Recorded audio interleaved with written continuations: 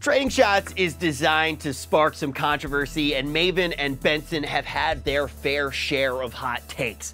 Right or wrong, the CWL community was buzzing. Let's take a look at some of those hottest takes, including a few from our pilot stages. Will you soar above the clouds or fall flat to the ground? You start the grand final. Thank you, Jack.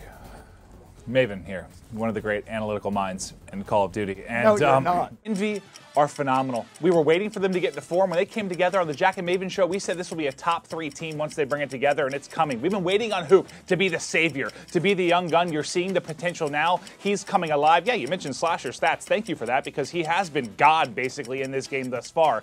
Envy is going to be on a reign of terror over the next several years if they keep this lineup together. I have so much faith in this team. It's unbelievable, and I'm not worried about who they're going to face next week. Here's the easy one. I'm down by 4 points. Well, I pick Rise. Thank you for letting me go first.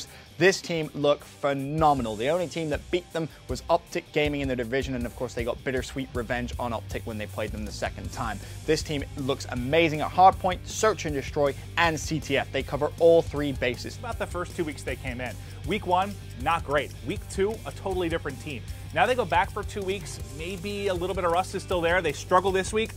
I think they're going to turn it up again in week 2. I think this is a team that, for some reason, as soon as they start playing better teams, they become very, very much stronger very, very quickly. And I'm going to go out on a limb. I'm doubling down on Team Envy. They're going to win Atlanta. Slasher is the best goddamn player in the game. Hook, an 18-year-old phenom. Temp, an 18-year-old phenom. And then Classic, he is something. But I'm glad I won this week. We're going to go back to back. I do want to point out last episode, Maven called me a cop-out, said my predictions were the easy ones. I'm sorry, my predictions were the right ones. It's difficult being correct in terms of my predictions. I've been absolutely lights out throughout stage 1 and lights out with my events too. I don't mind, you know, I've been correct, so I will let you know about it every now and then. Ben, your argument included Reedy. Reedy has yet to win a match in the Call of Duty World League Pro League. He went 0-18 in map count with Elevate last year. So I don't know what special sauce you think he's provided to this team, but I don't think it's going to help. This team is not good. And That's it. FaZe is winning the event. Clint. FaZe is winning the event. I don't want to throw the you young under the god bus, is going but to come from the ground into the heavens and dominate the Italian stallion Zuma. He's dropping 40 every map and attach. Don't let me down, because I asked you when the last time you won was, because I wanted to make sure. Maven.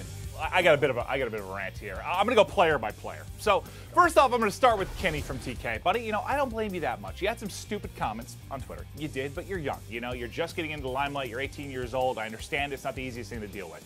Chino, you're the nicest, most lovable human being I've ever seen. I don't blame you whatsoever. But let's get to the other two. Theory. Buddy, after that 5-game series with Mind Freak, I know you go the distance, you get tweeted a lot about it, but you end up calling viewers and fans mentally challenged. You don't even use that word. You take it a step further. That hasn't been okay for quite some time. You take it way too far. It's not all right. Dial it back. Handle it like a man. You're going to deal with this stuff in the limelight. Accuracy. Pal, your ego has now become the size of a planet, it seems like, since you guys got a couple of victories. It's been out of control. You have to deal with criticism from casters, from players. You've had a long career, and this much of it you've been relevant at the top. Enjoy it while it lasts, because it may not be there that long, pal. And then the owner, Cause. It's like 2 weeks after TK start to get good, you're getting in altercations with some of the biggest names in esports. Like, why? It doesn't need to happen. Dial it back, boys. Enjoy the success, because it's getting frustrating. It seems like you guys want to be the villains, but you're putting one foot in. If you're going to go for the villain role, please. We haven't had a top team that's been a villain in a very long time. Dive the whole way in. Be that villain. I love that as a commentator. I love it as a fan. But don't be wishy-washy here with wanting to be the lovable TK all day, and then at times you seem like you're wanting to make the community hate you. It just doesn't make any sense. And if you're looking for someone to target, don't go after Ben and Merc after basically all they said was teams are starting to catch up, which is just common sense. If you want someone to go at, you can go at me. I can handle it. So here you go, Team Kaliber. Here's some motivation. Team Kaliber will not win another event in 2018. I have no doubt of that in my mind. You're not winning another event. Rise Nation reverse sweep was the first nail in the coffin. There's going to be many more nails here. Suddenly, you're going to be looking like Ryan Reynolds in the movie Buried. 6 feet under, trying to claw your way out. You're not going to know what happened. That's some goddamn truth. I just blacked out. Whoa!